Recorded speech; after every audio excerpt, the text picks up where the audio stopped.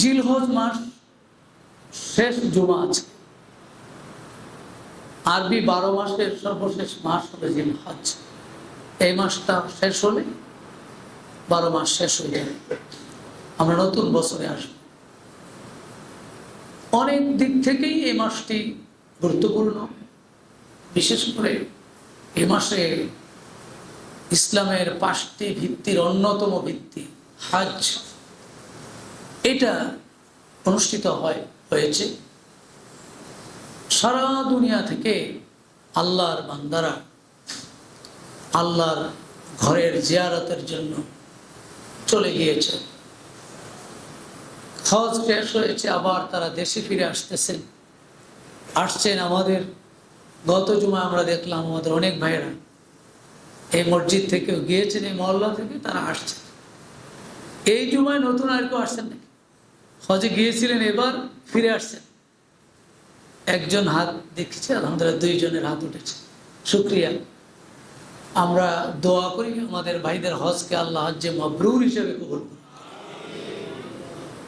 আর আমরা গত জুমায় দেখেছিলাম যে আলহামদুলিল্লাহ অনেক ভাইয়ের হাত উঠেছে যারা হজ করেছে জীবনে, এবং একাধিকবার হজ করেছে, অনেক ভাইয়ের হাত উঠেছে। এটা কিন্তু বিরাট নেয়ামত। সবাই তো হজ করতে পারে না, কারণ টাকা লাগে তো। অথচ ইসলামের ভিত্তি হলো 5টি। ইসলামের পিলার কয়টা? বুনিয়াল ইসলাম আলা খামসিন, রাসূল বলেছেন, বুখারী মুসলিমের হাদিস। ইসলাম 5টি ভিত্তির উপরে দাঁড়িয়ে আছে, পিলারের উপরে দাঁড়িয়ে আছে। 5টা পিলারের মধ্যে একটা পিলারের নাম হলো কালেমা, আরেকটা পিলার নামাজ, রোজা, হজ, যাকাত। তো যারা গরিব তারা পিলার কয়টা? 3টা হয়। কালেমাটা আছে, নামাজটা আছে, রোজাটা আছে। কিন্তু গরিব হইলে হজও নাই, যাকাতও নাই, গরিবদের জন্য নাই এটা। তো এখন এই 2টা পিলার ছাড়া 3টা পিলার দিয়া বিল্ডিংটা শক্ত হবে? ইসলাম নামক প্রাসাদটা কিন্তু শক্ত হবে। বলে হুজুর আমার তো গরিব মানুষ, টাকা নাই। টাকা নাই কেন? টাকা অর্জন করেন না কেন? হজের জন্য টাকা অর্জন করেন, যাকাতের জন্য টাকা অর্জন করেন। বিল্ডিং বানান না বানান সেটা আপনার বিষয়, কিন্তু হজ করতে হবে, যাকাত দিতে হবে। কমপক্ষে আমার 5টা পিলার ঠিক থাকতে হবে। তো যাদের এই 5টা পিলারই ঠিক আছে তারা কি আরেকটা আবার শুকরিয়া আদায় করবেন? আলহামদুলিল্লাহ, আল্লাহ অর্থ দিয়েছেন, সম্পদ দিয়েছেন, সামর্থ্য দিয়েছেন, বিদায়ী তো আপনি হজ করতে পেরেছেন, যাকাত দিতে পারছেন। তাহলে 5টা পিলারই আপনার আছে। আর যে গরিব, সে পারে না, সেও তো আল্লাহর বান্দা, সেও এই দুনিয়ায় আছে, তারও হাত পা আছে, সবই আছে, পারে না, তার টাকা নেই। এই জন্য দেখবেন কোরআন যত জায়গায় আকিমুস সালাহ, তোমরা নামাজ কায়েম করো, সাথেই একটু লাগাই দিয়েছো আতুজ যাকাত, তোমরা যাকাত প্রদান করো। তাহলে যিনি নামাজি হবে তিনি যাকাত দাতাও হবে। নাহলে একসাথে দিল কেন? নামাজি মানুষ খুব দরবেশ, কিন্তু যাকাত দিতে পারে না, টাকা নাই। আল্লাহ তো আপনাকে সেভাবে বলছে। সুতরাং নামাজি যে হবে সে যাকাত দাতা হবে, অর্থাৎ মুসলমান, পয়সাওয়ালা হবে না, গরিব হবে। গরিব হবে, গরিব হলে যাকাত দিতে পারবে না।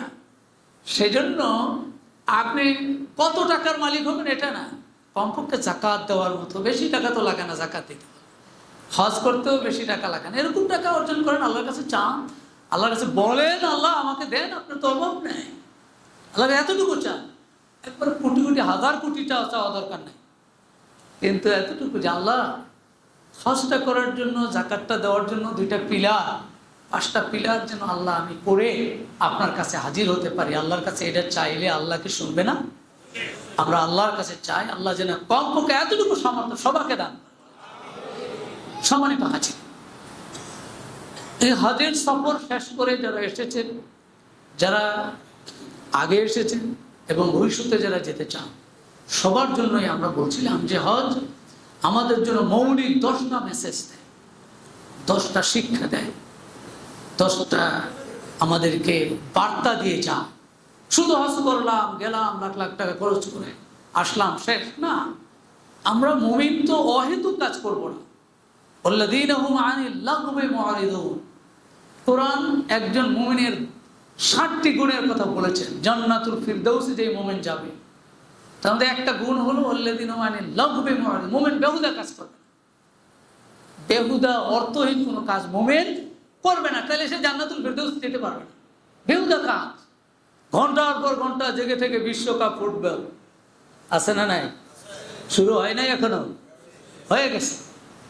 এখন এই যে বলে এটা কি বেহুদা কাজ কিনা, বেহুদা কাজের এই লাভগুণ, এটার এই যে আল্লাযীনা মানে লাগবে মুরিদুন, যারা লাভ থেকে বিরত থাকে তারা জান্নাতুল ফিরদাউসে যাবে।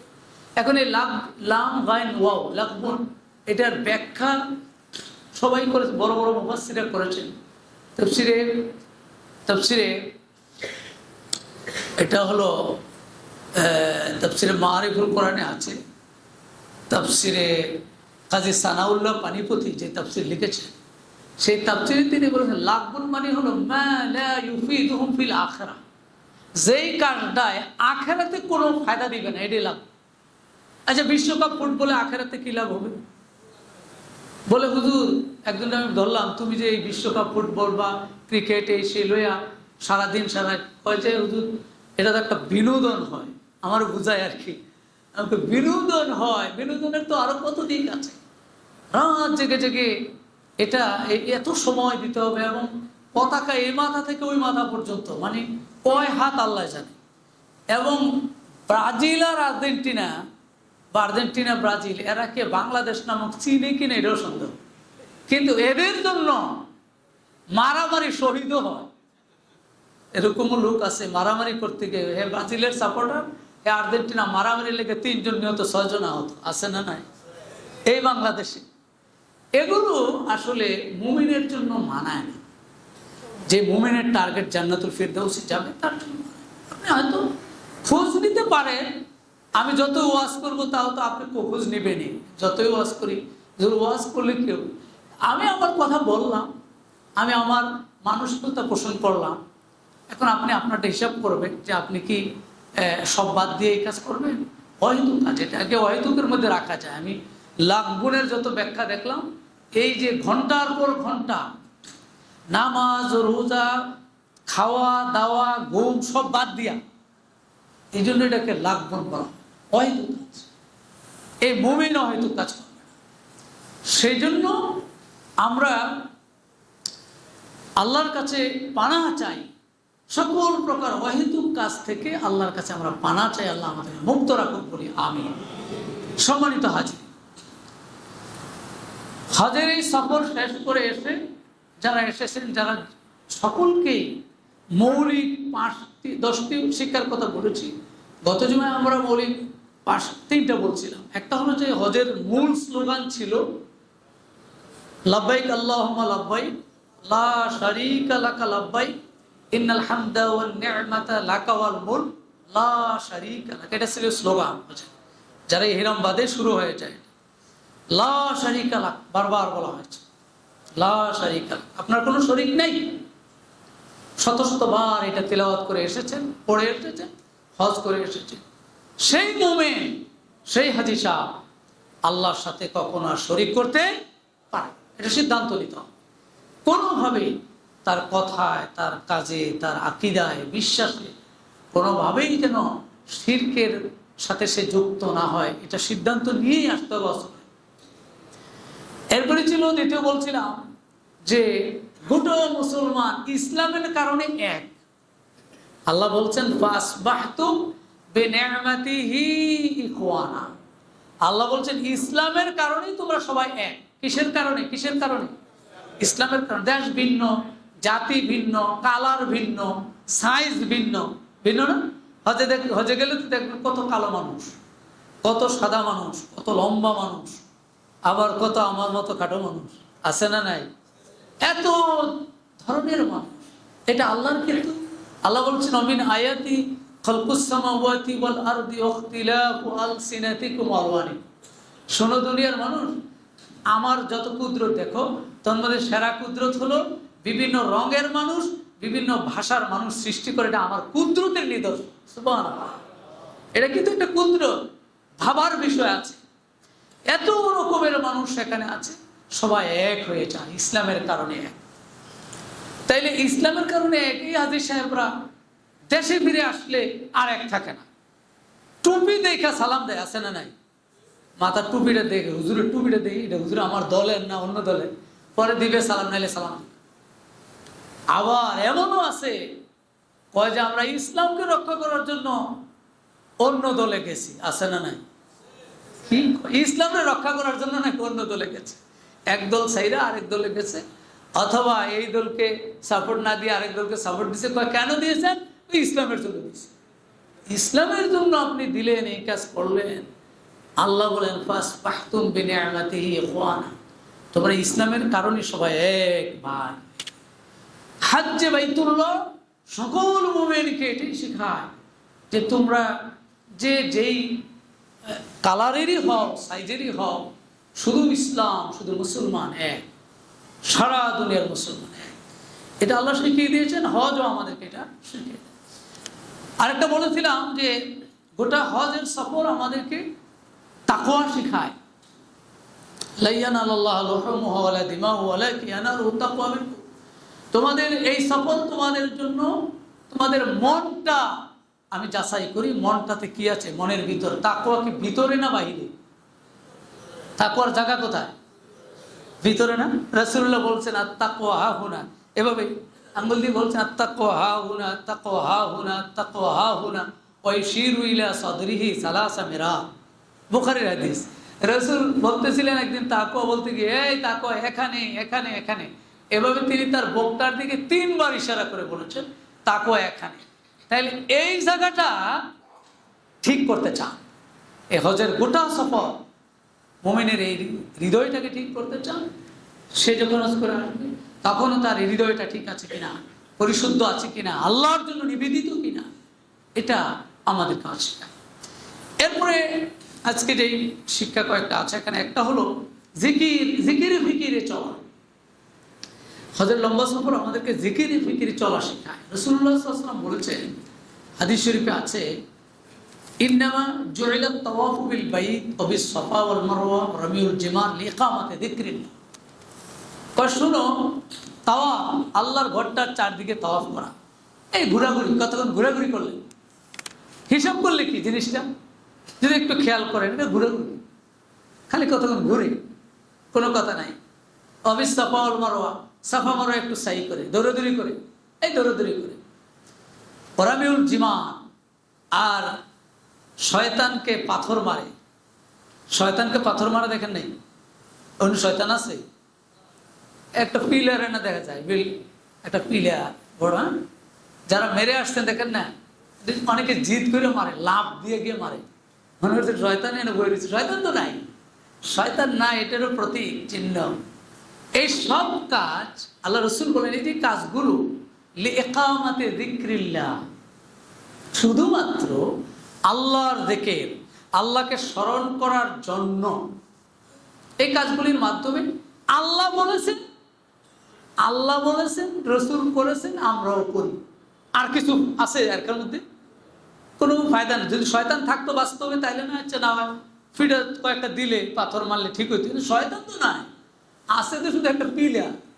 এই পিলারে নাকি পাথরটি মারি, এই সকল কাজ। তাইলে এই হজের বিরাট আয়োজনটা, সবটা আয়োজনই লিইকামাতি যিকরিল্লাহ, মুমিনের হৃদয়ে আল্লাহ তাআলার স্মরণ, আল্লাহ তাআলার যিকির, এটা সৃষ্টি করা। এখন আমরা যে নামাজ পড়ি, কোরআনে আছে সূরা তাহাতে আল্লাহ বলছেন আকিমিস সালাতা লিযিকরি, তোমরা নামাজ পড়ো লিযিকরি, আমার জিকিরের জন্য, মানে আমাকে স্মরণ করার জন্য। জাস্ট তুমি নামাজ পড়তেছো, এতে আমাকে একটু স্মরণ করা হলো, আমার জিকির হলো, এটা আমি চাই। আপনার হজের যত আয়োজন সবগুলোতেই শুধু আল্লাহর জিকির, আল্লাহকে স্মরণ করার জন্য। এবং এই জিকিরটা, আল্লাহর এই স্মরণটা পৃথিবীর সকল কাজের মধ্যে শ্রেষ্ঠ। রাসূলুল্লাহ সাল্লাল্লাহু আলাইহি ওয়াসাল্লাম বলেছে, আলা উনাব্বিউকুম বিখাইরি আমালি, দুনিয়ার মানুষ, আমি কি তোমাদেরকে তোমাদের যত আমল আছে সকল আমলের মধ্যে সবচেয়ে সেরা আমলটার কথা বলবো, যে আমলটা স্বর্ণ রৌপ্য আল্লাহর রাস্তায় দান করার চেয়েও শ্রেষ্ঠ। সুবহানাল্লাহ। সাহাবায়ে কেরাম বললেন যে বালা ইয়া রাসূলুল্লাহ, হুজুর বলেন সেই আমলটা কি? ক্বালা, রাসূলুল্লাহ বলেন যিকরুল্লাহ, আল্লাহর জিকির, আল্লাহর জিকির, আল্লাহকে স্মরণ করা, সকল কাজে কর্মে আল্লাহকে স্মরণ করা। গোটা হজের সফর খুরুজ মিনাল বাইত, বাড়ি থেকে বের হওয়া, আবার বাড়িতে ফিরে আসা, যত কাজ দেখেন প্রত্যেকটা কাজ আল্লাহ আল্লাহ আল্লাহ, আল্লাহর নাম স্মরণ।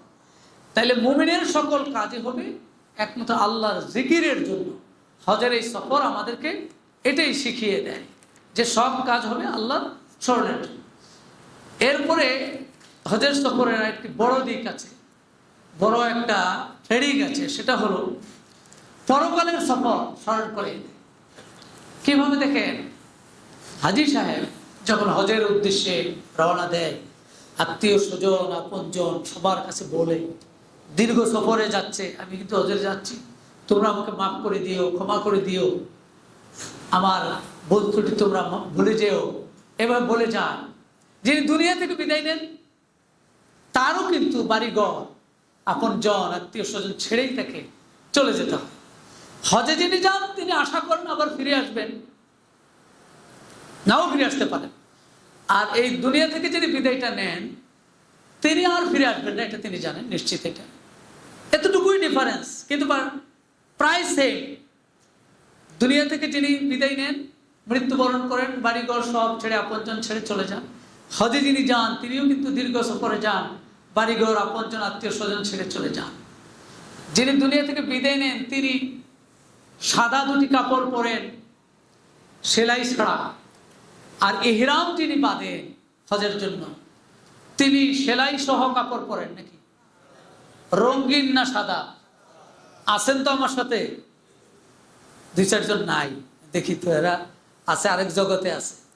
আমার সব মানুষ আমার সাথে নাই, দুই চারজন। আমি চশমা দিলে পিছন পর্যন্ত দেখা যায়, আলহামদুলিল্লাহ দুই চারজন আছে, বেশি না, আল্লাহর মেহেরবানি। আমার মুসল্লিরা সতর্ক আছে, কিন্তু দুই চারটারে পারি না। আমি চেষ্টা করতেছি, এত চেষ্টা করে কি করব বলেন? বহু কায়দা কানুন করে আমার সাথে রাখতে চাই, আল্লাহ হেদায়েত দান করুক বলে আমিন। বলছিলাম, যিনি হজে সফরে রওনা দেন, ইহরাম বাঁধেন, দুটো সেলাইবিহীন সাদা কাপড়, আর যিনি কাফনের কাপড় পরেন তিনিও সাদা কাপড়, সেলাই ছাড়া। সিমিলারিটি আছে। যিনি হজে চলে যান তিনি সেই সবাইকে ছেড়ে যান, কাবার চত্বরে দৌড়াদৌড়ি করেন, আর হাসরের মাঠে আরশে আজিমের সামনে ওই মৃত ব্যক্তিটি দৌড়াদৌড়ি করেন। লক্ষ লক্ষ মানুষ আরাফার মাঠে সমবেত হয়, আবার লক্ষ লক্ষ কোটি কোটি মানুষ হাসরের মাঠে সমবেত হয়।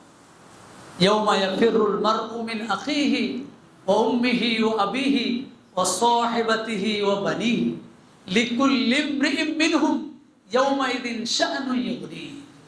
কোরআন হাসরের মাঠটার একটা চিত্র এই আয়াতে নিয়ে আসছেন, সূরা বাসাতে আছে। সেদিন সব মানুষ ভুলে যাবে ভাইকে, বোনকে, তারা আপনজনকে, পিতা সন্তানকে, মা স্বামী স্ত্রীকে, এভাবে সবাই সবাইকে ভুলে যাবে। এবং ইয়াফিরু, ফাররা ইয়াফিরু, আল্লাহ ফাররা ইয়াফিরু শব্দ দিয়েছেন পলায়ন করবে, মানে দেখতেছে আসতেছে, তার সাথে ধরা দিবে না। আল্লাহ বলছে সন্তান পিতাকে ধরা দিবে না, পিতা সন্তানকে ধরা দিবে না, দেখতেছে, অ্যাভয়েড করবে। এটা একটা কঠিন ময়দান হাসরের মাঠ। আরাফাত মাঠে আপনি ফিল করবেন যখন ধাক্কাধাক্কি শুরু হয়, জুতা আছে না নাই খেয়াল করার সুযোগ নেই, এমন অবস্থা হয়েছে।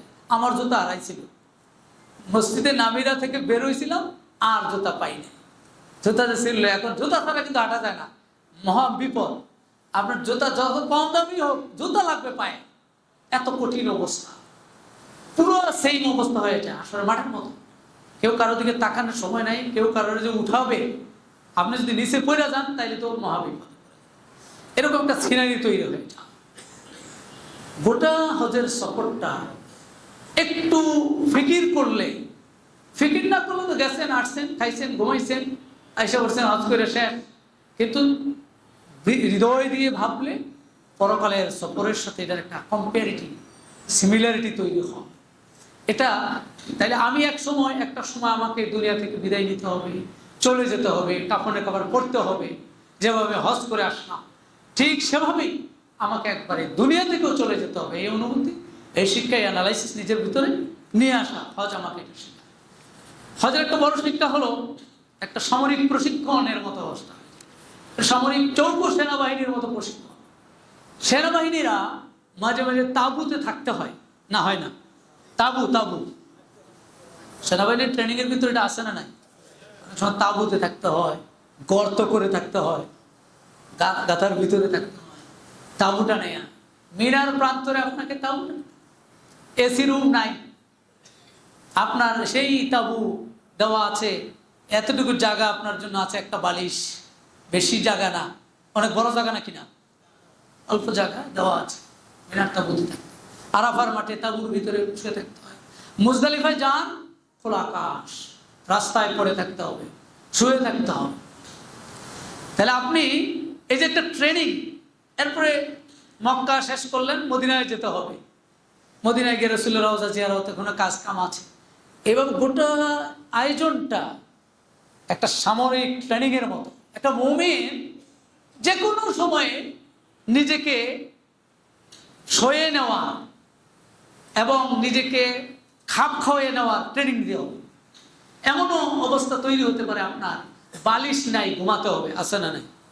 সবসময় এমন অবস্থা কোনো সময় হয়ে যেতে পারে। জীবনের এই স্ট্রাগলে অনেক সময় আপনাকে এরকম পরিস্থিতির মুখোমুখি হতে। হজ বলে তুমি এভাবে ট্রেনিং নাও, সব সময় আরামে থাকবে, সব সময় বিলাসবহুল বাসস্থানে থাকবে, নাও হতে পারে। এমনও হতে পারে তোমাকে কোনো কোনো সময় জেলখানায়ও যাওয়া লাগবে, না পারে না? ওখানে গেলে কি তো আলিশান পাওয়া যাবে? একটা বালিশ, বালিশ তো পাওয়া যায় না খুব একটা, তারপরে কম্বল পাওয়া যায়, কম্বল পাওয়া যায়, শুয়ে থাকতে হবে। খানা নাই, খানা ঠিক মতো আসে না, এরকম অবস্থা। অর্থাৎ মুমিনের জীবনটা হজ বলে যে তোমাকে একটা ট্রেনিং এর মধ্যে থাকতে হবে। জীবনের যে কোনো বাঁকে বাঁকে তোমার অনেক স্ট্রাগল আসবে, কঠিন কঠিন অবস্থা তৈরি হতে পারে, সেটাকেও তোমাকে মেনে নিতে হবে। হজ আমাকে এটা শিখিয়ে দেয়। এরপরে বড় আরেকটি বিষয় হলো, মানুষ হজের মাধ্যমে অহংকার বর্জনের একটা ঘোষণা দেয়। অহংকার বর্জন, একজন মুমিন কখনো অহংকার করতে পারে না। একজন মানুষ অহংকার পারে পারে না। অহংকার করা কোনো মানুষের জন্য মানায় না, সম্ভব না। এই জন্য আল্লাহ একটু ইশারা দিয়ে বলেছেন, ফালইয়ানজুরিল ইনসানু মিম্মা খুলিক, খুলিকা মিন মাইন দাফিক ইয়াখরুজু মিন বাইনি সুলবি ওয়াত তারাইব। মানুষ, তুমি লক্ষ্য করো তোমার জীবনের সূচনাটা কিভাবে হয়েছে। তুমি আজকে বাড়ি গাড়ির মালিক হয়েছ, বিরাট অট্টালিকার মালিক হয়েছ, তুমি পিএইচডি করেছ, সচিব হয়েছ, আর মাকে রেখেছ জীর্ণ শীর্ণ জায়গায়। ঘটনা কয়েকদিন আগে দেখলে ঘটেছে, সেই সপ্তাহখানেক হয়ে গেল মা মরে পচে গিয়েছে। ফালইয়ানজুরিল ইনসান মিম্মা খুলিক, খুলিকা মিন মাইন দাফিক। আল্লাহ বলছেন তুমি লক্ষ্য করো, তোমাকে একটি পানি থেকে সৃষ্টি করা হয়েছে, সেই পানিটা স্বামী স্ত্রীর অর্থাৎ তোমার বাবা মা তাদের থেকে বের হয়েছে, সেটা থেকে তোমাকে সৃষ্টি।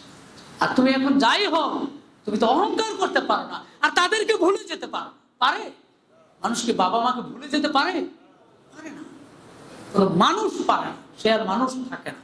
যে ভুলে যায় সে আর মানুষ থাকে না, সে মানুষ, তাকে মানুষ বলার সুযোগ নেই।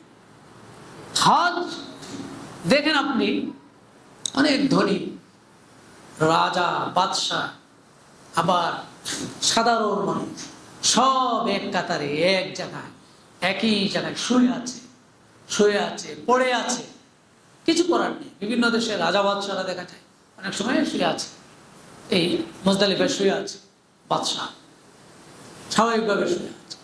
এই যে শুয়ে থাকাটা, এটা একজন মানুষকে অহংকার থেকে সরাইয়া দেয় যে তুমি তো মানুষ, তোমাকে এই ট্রেনিংটা দেওয়াই নিলাম আমি হজ করাইয়া, তোমার হৃদয় থেকে এটা সরা।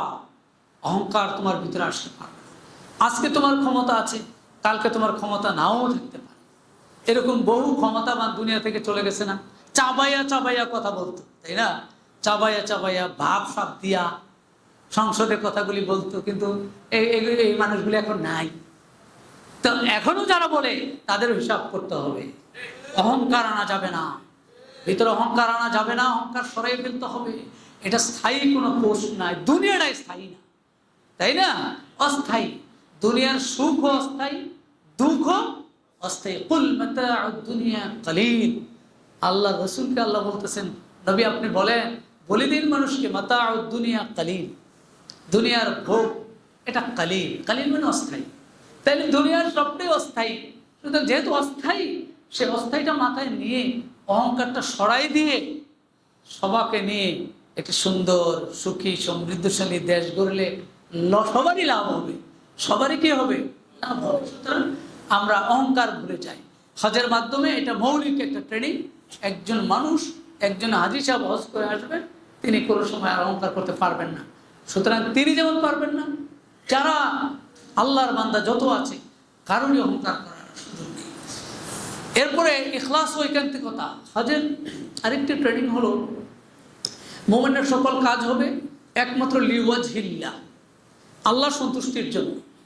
রাসূলুল্লাহ বলেছেন, মান হাজ্জা লিল্লাহ ফালাম ইয়ারফাস ওয়ালাম ইয়াফসুক রাজাআ কায়াউমি ওয়ালাদাতহু উম্মুহু।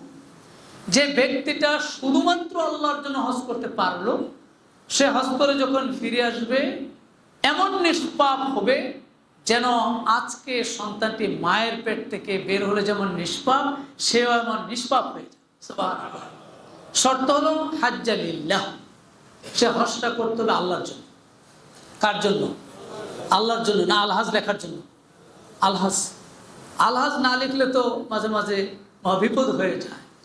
পোস্টারে যদি আলহাজ না লেখে আর উনি হজ করে আসছে, আলহাজ লেখে নেয়, তাহলে তো ওই মাহফিলেই যাবে না, অথবা ওই সমাবেশেই যাবে। আলহাজ লেখে নেয়। এত কষ্ট করে হজটা করলাম, একবার করছিলি, কয়েকবার করছি, তাও আলহাজ লেখে না। এরকম যদি কেউ হজ করে, তাহলে সেই হজ দিয়ে জান্নাত পাওয়া যাবে? এই জন্য আল্লাহ রাসূল ক্লিয়ার করেছে, মান হাজ্জা লিল্লাহ, যে শুধুমাত্র আল্লাহর জন্য হজ করবে। তাহলে মুমিনের হজ যেমন আল্লাহর জন্য হবে, ওমা উমিরু ইল্লা লিয়াবুদুল্লাহ মুখলিসিনা লাহুদ্দিন। আল্লাহ বলছেন মুমিনের সকল ইবাদত হবে একমাত্র আল্লাহর জন্য। এই একটা টেন্ডেন্সি, এই একটা মেন্টালিটি গ্রো করার জন্য আল্লাহ তাআলা হজের মতো এত বড় একটা সফর মুমিনকে দিয়েছেন, যে তুমি হজ করে আসছো, তোমার হজ যেমন আল্লাহর জন্য, তোমার সকল ইবাদত আল্লাহর জন্য। এই জন্য রাসূলুল্লাহ সাল্লাল্লাহু আলাইহি ওয়াসাল্লাম একটা দোয়া করতেন আল্লাহর কাছে। এই হজের ব্যাপারে রাসূলের একটা দোয়া ছিল, আল্লাহুম্মা হাজ্জাতুল লা রিয়া ফিহা ওয়ালা সুমআ। আল্লাহ, তুমি আমাকে এমন হজ দাও যে হজটার মধ্যে কোনো প্রদর্শনের ইচ্ছা থাকবে না, রিয়া থাকবে না, মানুষকে দেখানো, শুহরাত অর্জন করা, খ্যাতি অর্জন করার কোনো মানসিকতা থাকবে না, এমন হজ দাও। এই দোয়াটা রাসূলুল্লাহ করেছে। তাহলে রাসূলুল্লাহ করেছেন মানে হলো, হজ যদি দেখানোর জন্য হয়, কাউকে প্রদর্শনের জন্য হয়, তাহলে এই হজটা কবুল হবে না, এই হজটা হচ্ছে মাবরুর হবে না। টাকা পয়সা যাবে, সবই হবে, আলহাজও লেখা যাবে, কিন্তু যেই হজটার বিনিময়ে আল্লাহ রাসূল বলেছেন, আল হাজ্জুল মাবরুর লাইসা লাহুল জাযাআ ইল্লাল জান্নাহ, হজ্জে মাবরুরের বিনিময়ে বেহেশত ছাড়া আর কিছু হবে না, সেই হজটা বেহেশত পাওয়া যাবে না। এজন্য যারা হজ করেছেন আর যারা সদ্য এসেছেন, আগে করেছেন, ভবিষ্যতে করবেন, নিয়ত আছে। নিয়ত তো সবার আছে না নাই? কার কার নিয়ত নাই? নাই কয়েকজন উঠাইছে, টেস্ট করলাম আর কি, নিয়ত নাই আসলে আছে, বিচার না। আল্লাহ তাআলা সকলকে আল্লাহর ঘরটা জিয়ারত করার তৌফিক দান করুন, এবং আমাদের এই হজটা যেন শুধুমাত্র আল্লাহ তাআলার সন্তুষ্টির জন্য হয়, সেভাবে আল্লাহ তাআলা কবুল করুন বলে আমিন। আসসালামু আলাইকুম ওয়া রাহমাতুল্লাহি ওয়া বারাকাতুহু।